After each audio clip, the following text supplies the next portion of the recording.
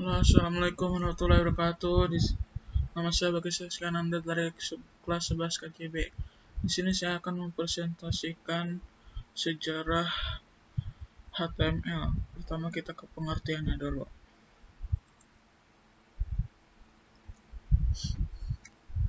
Pengertian HTML. Hypertext Markup Language, disingkat HTML, adalah suatu metode untuk mengimplementasikan konsep hypertext dalam suatu naskah atau dokumen.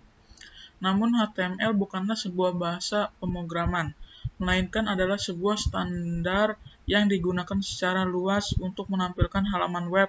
HTML saat ini merupakan standar internet yang didefinisikan dan dikendalikan penggunanya oleh World Wide Web Consortium atau W3C. Sebelum suatu HTML disahkan sebagai suatu dokumen HTML standar harus disetujui oleh W3C untuk dievaluasi secara ketat.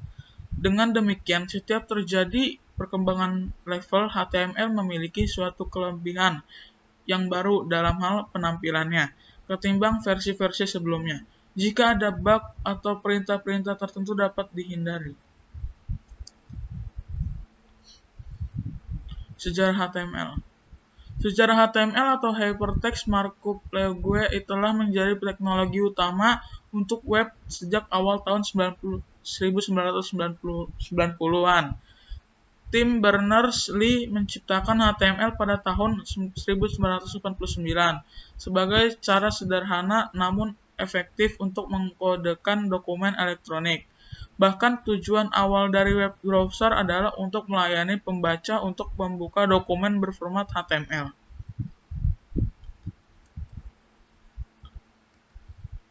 Perkembangan HTML. Sejarah HTML atau Hypertext Markup Language telah menjadi teknologi utama untuk web sejak awal tahun 1990-an.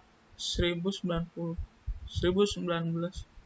Tim Berners-Lee menciptakan HTML pada tahun 1989 sebagai cara sederhana namun efektif untuk mengkodekan dokumen elektronik. Bahkan tujuan awal dari web browser adalah untuk melayani pembaca untuk membuka dokumen berformat HTML.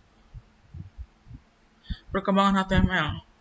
Di dalam HTML telah mengalami berbagai perkembangan dari tiap-tiap versinya. Berikut adalah versi-versi dari perkembangan HTML tersebut. Pertama, HTML versi 1.0. HTML versi 1.0 merupakan pionir yang di dalamnya masih terdapat banyak sekali kelemahan hingga wajar jika tampil yang dihasilkan sangat sederhana. Kemampuan yang dimiliki versi 1.0 ini antara lain heading paragraf, hypertext, list, serta cetak tebal, dan miring pada teks. HTML versi 2.0. Pada HTML versi ini, penambahan kualitas HTML terletak pada kemampuannya untuk menampilkan suatu form pada dokumen. Dengan adanya form ini, kita dapat memasukkan nama, alamat, serta saran dan kritik. HTML versi 2.0 ini merupakan pionir dari adanya web interaktif. Selanjutnya, HTML versi 3.0. Versi HTML 3.0 menambahkan beberapa fasilitas baru seperti figur yang merupakan perkembangan dari image untuk meletakkan gambar dan tebal. Selain itu, HTML ini juga mendukung adanya rumus-rumus matematika dalam dokumennya. HTML versi 3.2. HTML versi ini merupakan HTML yang sering digunakan. Di dalamnya terdapat suatu teknologi untuk meletakkan teks di sekeliling gambar. Gambar sebagai latar belakang, tabel, frame, style sheet, dan lain-lain. Selain itu, pada HTML versi ini kita bisa menggunakan script di luar HTML untuk mendukung kinerja HTML kita tersebut, seperti JavaScript, VBS Script, dan lain-lain. HTML versi 4. HTML ini memuat banyak sekali perubahan dan revisi dari pendahulunya, yaitu HTML 3.2. Perubahan ini hampir terjadi di segala perintah HTML seperti tabel, image, link, text, meta, image maps, form, dan lain-lain.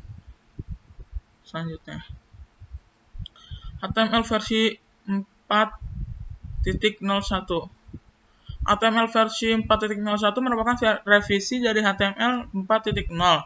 Versi terbaru ini memperbaiki kesalahan-kesalahan kecil atau minor errors pada versi terdahulunya. HTML 4.01 ini juga menjadi standarisasi untuk elemen dan atribut dari script XHTML 1.0.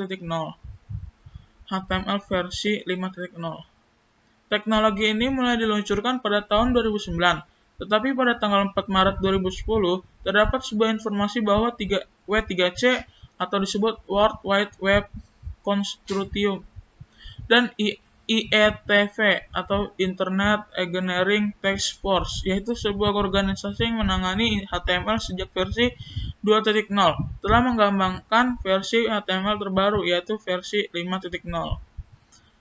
Cleaner Code. Cleaner karena sebagai besar kode telah termaksud di dalam sintaks HTML5, maka kode nampak terlihat lebih sederhana daripada penggabungan antara HTML, CSS, dan JavaScript. Selanjutnya, geolocation.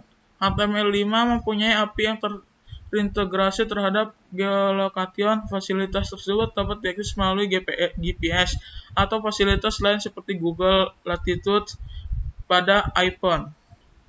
Offline application change. Pengguna dapat terus melakukan interaksi dengan aplikasi meskipun mereka terputus dari jaringan internet.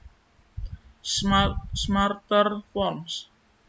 Terdapat semacam regular expression regex yang membuat form mampu mengenali secara lebih baik tentang input, validasi data, dan interaksi dengan elemen lain, misal format email, password, dan lain-lain.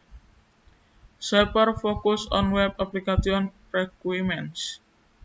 HTML5 membuat sebuah mekanisme yang lebih mudah dalam hal pembuatan form end, aplikasi chat, tool, drag and drop, video player, pengolah grafis, dan masih banyak lagi. Greater consistency. HTML5 telah melakukan banyak sekali penambahan sintaks yang dibuat dalam struktur lebih baik dan lebih sederhana daripada sintaks-sintaks sebelumnya. Hal ini membuat developer terbantu dalam meningkatkan konsistensi dalam membangun sebuah web. Improved semantics. Berbagai elemen kode di dalam HTML5 yang telah distandarisasi, maka nilai semantik dari sebuah web dapat lebih ditingkatkan. Itu berarti bahwa bagian-bagian dari web seperti headers, nav, footer, dan beberapa bagian lainnya terdefinisi dengan jelas maksud serta tujuannya. Improved accessibility. Teknologi HTML5 yang memudahkan struktur pembangunan sebuah web, maka developer dapat membangun pemahaman yang lebih detail mengenai halaman web. Client-side database. HTML5 menyediakan model database SQL yang bareng dengan API yang dapat dibangun dalam konsep lokal, dalam hal ini di sisi klien. Sekian itu saja presentasi sejarah HTML saya. Saya Bagas Leskanda dari kelas 11 KJB. Wassalamualaikum warahmatullahi wabarakatuh.